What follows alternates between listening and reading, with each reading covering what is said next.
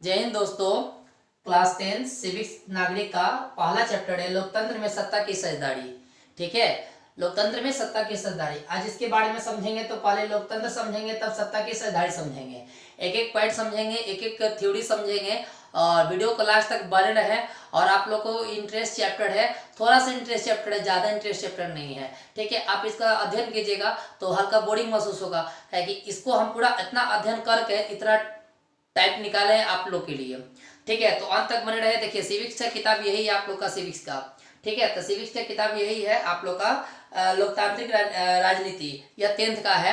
ठीक है, बिहार बोर्ड का। तो इसी से आप लोग को पढ़ाया जा रहा है, तो गौर कीजिएगा। आपका फर्स्ट टॉपिक क्या क्या फर्स्ट टॉपिक है, ध्यान रखिएगा। लोकतंत्र, पहले लोकतंत्र, तो लोकतंत्र को इंग्लिश में कहते हैं डेमोक्रेसी कहते हैं। क्या कहते हैं? डेमोक्रेसी।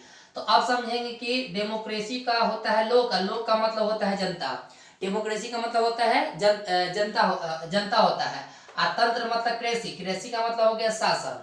ठीक है, यानी कि लोक और तंत्र, लोक मतलब जनता और तंत्र मतलब शासन, इसी को हम लोग कहते हैं डेमोक्रेसी। तो अब जानेंगे कि लोकतंत्र है क्या।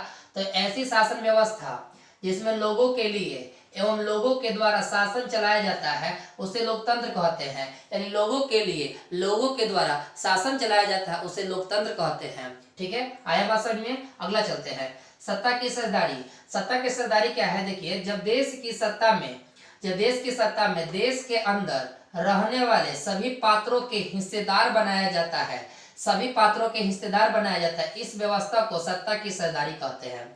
जब देश की सत्ता में देश के अंदर, यानी देश की सत्ता में देश के अंदर रहने वाले सभी पात्रों के हिस्सेदार बनाया जाता है, उस व्यवस्था को सत्ता की साझेदारी कहते हैं। यानी कि आप समझ लीजिए कि इंग्लैंड के अगर आदमी अगर भारत में आएगा तो उसे हम लोग अपनाते हैं, वही तुम्हारा क्या है? सत्ता की साझेदारी है। ठीक है, क्लियर हो गया? आगे बढ़ते हैं। सामाजिक विभाजन लिखा है, सामाजिक विभाजन। ठीक है, सामाजिक विभाजन क्या है समझिए। दलित परिवारों में जन्म लेने वाला बच्चा उस समुदाय का स्वाभाविक सदस्य हो जाना, जैसे स्त्री पुरुष, काला गोरा, लंबा नाटा आदि जन्म का परिणाम है।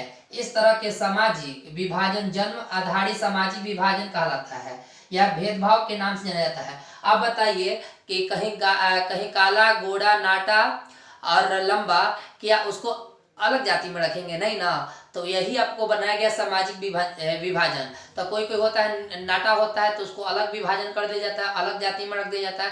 ऐसा ना कर कर इसके सामाजिक विभाजन का नाम दिया गया है। तो क्या नाम दिया गया था कि दलित परिवारों में जन्म लेने वाला बच्चा उस समुदाय का स्वाभाविक सदस्य हो जाना, जैसे स्त्री पुरुष, काला नाटा लंबा, है ना, लंबा नाटा आदि जन्म का परिणाम है। इस तरह के सामाजिक विभाजन जन्म आधारित सामाजिक विभाजन कहलाता है, यह भेदभाव के नाम जाना जाता है ना। कोई काला होता है करिया बाटे, छी ओकरा से ना बोल, और गोड़ है तो बा अंग्रेज की औलाद थोड़े है, तो इसीलिए यह सामाजिक विभाजन है। अब आते हैं कि सामाजिक विभाजन का रूप कैसा है, तो ध्यान रखेंगे। सामाजिक विभाजन का रूप यानी कि क्षेत्रीय भावनाओं के आधार पर सामाजिक बंटवारा और भेदभाव होता है। ठीक है, यानी कि क्षेत्रीय भावनाओं के आधार पर सामाजिक विभाजन और भेदभाव होता है। दूसरा नंबर पॉइंट है कि विरोध और संघर्ष की शुरुआत हो जाती है ना। कहते हमारे बेटा के काला काहे कहले, हमारे नाट काहे कहले हम, तो उसी के आधार पर आपका सामाजिक विभाजन का रूप है। तो वही विरोध और संघर्ष की शुरुआत हो जाती है। भारत में सामाजिक विभिन्नता कई रूपों में है, जैसे कैसे कैसे रूप में है, तो समझिए। भाषा के क्षेत्र में संस्कृत, धर्म, जाति, लिंग आदि के आधार पर भारत में सामाजिक विभाजन का रूप लेती है। जैसे कि हम हिंदू है, आप मुसलमान है, तो उसे भेदभाव करते रहे हैं, तो यही सामाजिक विभाजन का रूप है। तो भाषा भी अलग होगा, इन लोग का अलग होगा, काला गोरा लेकर इस सबको सामाजिक विभाजन का रूप दिया गया है। भाई भारत है, समझ सकते हो। सांप्रदायिकता का मतलब समझिए, धर्म ही समुदाय का निर्माण करती है ना। सांप्रदायिकता बहुत खराब चीज है, यह बंटवारा करती है, हमेशा याद रखिएगा। धर्म ही समुदाय का निर्माण करती है। तो सांप्रदायिक राजनीति जन्म लेने लगती है और इस अवधारणा पर आधारित सोच ही सांप्रदायिकता कहलाती है। ठीक है, यानी कि क्या कहते उसको, कान भरना, है ना, सांप्रदायिकता कहलाता है। किसी के बारे में बुराई करना, वही सांप्रदायिकता का आपका डिफिनेशन है।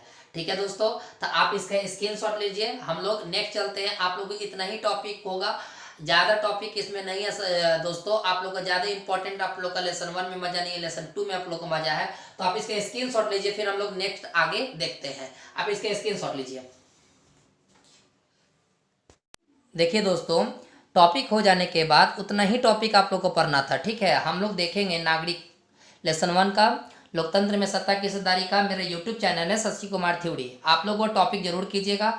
और आप लोग को प्रश्न उत्तर पर चला जा रहा है, आपको मेन इंपॉर्टेंट थोड़ा प्रश्न उत्तर है, पार्ट 1 में उतना खास नहीं था, तो ध्यान रखेंगे दोस्तों। नंबर 1 क्वेश्चन, ठीक है। हर सामाजिक विभिन्नता सामाजिक विभाजन का रूप नहीं लेती, कैसे? तो गौर कीजिएगा आंसर का। सामाजिक विभिन्नता के कारण लोगों में विभेद की विचारधारा बनती है, परंतु यही विविधता कहीं कहीं पर समान उद्देश्य के कारण मूल का भी काम करती है। कारण क्या है? तो कारण यह है कि एक ही संयुक्त परिवार के गरीब और अमीर सदस्यों के बीच विचारधारा का संघर्ष हो सकता है, इसलिए हर सामाजिक विभिन्नता सामाजिक विभाजन का रूप नहीं लेती है। एक बार और जानेंगे, सामाजिक विभिन्नता के कारण लोगों में विभेद की विचारधारा बनती है, परंतु यही विभिन्नता कहीं कहीं पर समान उद्देश्य के कारण मूल का भी काम करती है। कारण यह है कि एक ही संयुक्त परिवार के गरीब और अमीर सदस्यों के बीच विचारधारा का संघर्ष हो सकता है, इसलिए हर सामाजिक विभिन्नता सामाजिक विभाजन का रूप नहीं लेती है। ये दोस्तों नंबर 1 का आंसर होगा, आप इसका स्क्रीनशॉट ले लीजिएगा, ठीक है। नेक्स्ट देखते हैं हम लोग नेक्स्ट क्वेश्चन। नेक्स्ट क्वेश्चन कहता है क्या दोस्तों? सामाजिक अंतर कब और कैसे सामाजिक विभाजनों का रूप ले लेती है, ठीक है। सामाजिक अंतर कब और कैसे सामाजिक विभाजनों का रूप ले लेती है, तो गौर से देखेंगे दोस्तों, है ना। समाज में व्यक्ति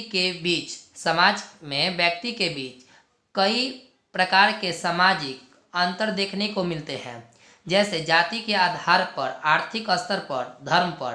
कैसे मिलता है? जाति के आधार पर, आर्थिक स्तर पर, धर्म पर। ये अंतर तब तक सामाजिक विभाजन का रूप ले लेते हैं जब उनमें से कोई एक सामाजिक अंतर दूसरी अनेक विभिन्नता से ऊपर और अधिक शक्तिशाली हो जाती है, ठीक है। यही आपका सामाजिक अंतर और सामाजिक विभाजन का रूप ले लेती है। तो ये आप लोग का 2 नंबर का आंसर है, ध्यान रखेंगे। जाति के आधार पर, आर्थिक स्तर पर, धर्म पर यह सामाजिक विभाजन का रूप ले लेती है। अगला क्वेश्चन देखते हैं दोस्तों, आप इसके स्क्रीनशॉट ले लेंगे, ठीक है। नेक्स्ट सवाल देखते हैं, नेक्स्ट क्वेश्चन देखिएगा।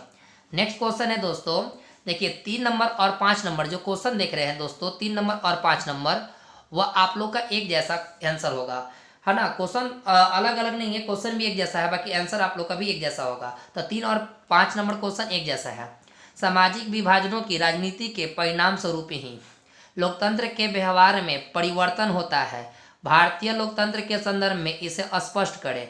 इसे स्पष्ट करने के लिए कह रहा था। देखिए दोस्तों, आंसर होगा क्या कि सामाजिक विभाजनों की राजनीति के परिणाम स्वरूप को 3 चरणों पर निर्भर किया गया है।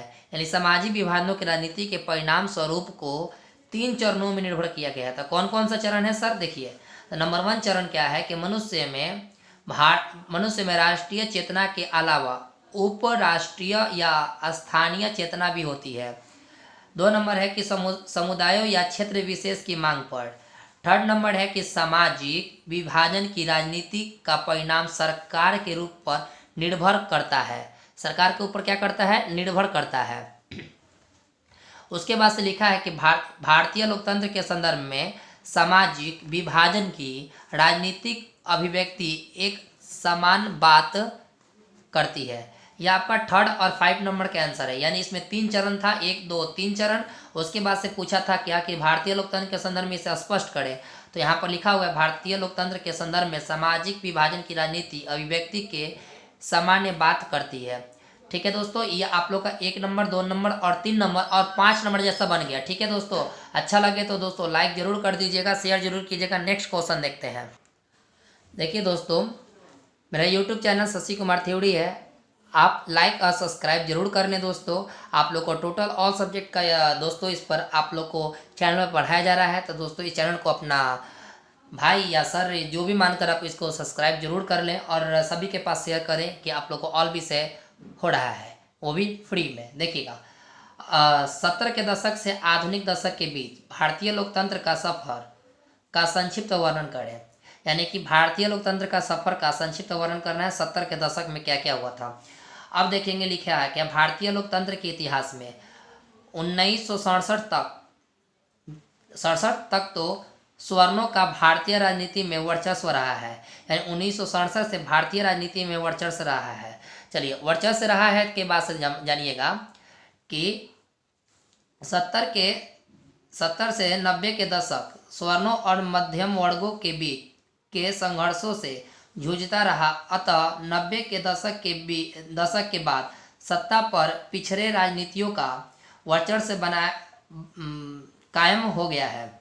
यही आप लोग का भारतीय लोकतंत्र का सफर संक्षिप्त में दिया गया है। तो ध्यान रखेंगे एक बार फिर से, भारतीय लोकतंत्र के इतिहास में 1967 तक तो सवर्णों का भारतीय राजनीति में वर्चस्व रहा है। 70 से 90 के दशक सवर्णों और मध्यम वर्गों के बीच के संघर्षों में जूझता रहा। अतः 90 के दशक के बाद, यानी कि 70 के दशक के बाद से 90 के दशक के बाद सत्ता पर पिछड़े जातियों का वर्चस्व कायम रहा है। ठीक है दोस्तों, ये आप लोग का 4 नंबर का आंसर हो गया। अब 5 नंबर तो लिखवा ही दिए हैं। अब आते हैं दोस्तों क्वेश्चन नंबर कितना, 6 पर। तो क्वेश्चन नंबर 6 देखिएगा। क्वेश्चन नंबर 6 कि सामाजिक विभाजनों को संभालने के संदर्भ में इनमें से कौन सा बयान लोकतांत्रिक व्यवस्था पर लागू नहीं होता। तो देखिए, इसका ऑप्शन चुनना था, ग नंबर ऑप्शन होगा। लोकतंत्र सामाजिक विभाजनों को हल करने का सबसे अच्छा तरीका है। क्वेश्चन नंबर 7 देखिएगा, है ना, निम्नलिखित में 3 बयानों में से कौन सा बयान सही है। तो देखिए आंसर, बयान नंबर ग आपका सही है। तो ठीक है, तो ग नंबर में क्या है, सिर्फ भारत जैसे बड़े देशों में ही सामाजिक विभाजन होते हैं। क्लियर हो गया, सामाजिक विभाजन होते हैं। क्वेश्चन नंबर 8 देखेंगे कि निम्नलिखित व्यक्तियों में कौन लोकतंत्र में रंगभेद विरोधी नहीं थे। रंगभेद विरोधी नहीं थे, तो ध्यान रखेंगे कौन थे, नहीं थे। किंग मार्टिन लूथर थे, है ना, कि जो यह इस विरोध में नहीं थे, किंग मार्टिन लूथर, ध्यान रखेंगे। अब आ रहा है मिलान करें। तो मिलान करें में गौर कीजिएगा कि क ख ग में, क में पाकिस्तान है, ख में हिंदुस्तान है और ग में इंग्लैंड है। तो इसका डायरेक्ट यहाँ पर देखिए आंसर लिखा गया। पाकिस्तान के सामने इस्लाम लिख दिया गया है, हिंदुस्तान के सामने धर्मनिरपेक्ष, इंग्लैंड के सामने प्रोटेस्टेंट लिख दिया गया है। ये आप लोग को मिलान करने का है। क्वेश्चन नंबर 10 देखेंगे इसका। क्वेश्चन नंबर 10 देखेंगे, भारतीय समाज में लोकतंत्र का जिम्मेवारी और उद्देश्य पर एक संक्षिप्त टिप्पणी लिखें। भावी समाज में इसके उद्देश्य का भी महत्व बढ़ता जा रहा है, क्योंकि जो लोकतांत्रिक व्यवस्था राष्ट्र एवं राज्य स्तर पर है, वही व्यवस्था सामाजिक स्तर पर भी कायम हो जाए। इसके उद्देश्य की पूर्ति तभी संभव है जब प्रत्येक नागरिक को सम्मान के साथ मिल जाए। फिर समझिएगा, भारतीय समाज में इसके उद्देश्य का भी महत्व बढ़ता जा रहा है, क्योंकि जो लोकतांत्रिक व्यवस्था राष्ट्र एवं राज्य स्तर पर है, वही व्यवस्था सामाजिक स्तर पर भी कायम हो जाए। इसके उद्देश्य की पूर्ति तभी संभव है जब प्रत्येक नागरिक को सम्मान के साथ मिल जाए। यानी कि जब सभी व्यक्ति को सम्मान मिल जाएगा, तभी भावी समाज में लोकतंत्र जिम्मेवारी नहीं होगा। यही आपका 10 तक क्वेश्चन किया गया दोस्तों। कल नेक्स्ट आप लोग को 11 के बाद से कल नेक्स्ट हो जाएगा। तो आप लोग इसका दोस्तों ध्यान रखेंगे, है ना, आप लोग इसको जरूर लिखेंगे और कॉपी में नोट डाउन करेंगे। टोटल आप लोग का है, इसके स्क्रीनशॉट जरूर लीजिएगा, ठीक है, और अपने दोस्तों के पास शेयर करते रहिएगा। आप लोग से उम्मीद रखेंगे कि आप इस वीडियो को देखे होंगे और शेयर भी किए होंगे। तो सभी दोस्तों से यही उम्मीद रखेंगे कि वीडियो को ज़्यादा से ज़्यादा शेयर करें, लाइक करें, चैनल पर नए तो सब्सक्राइब जरूर कर लें। आप लोग को एक एक क्वेश्चन, एक एक ऑब्जेक्टिव आप लोग को मिलते रहेगा। ठीक है दोस्तों, तब तक के लिए, है ना, बाय बाय। नेक्स्ट मिलते हैं अगले वीडियो में, तब तक के लिए जय हिंद।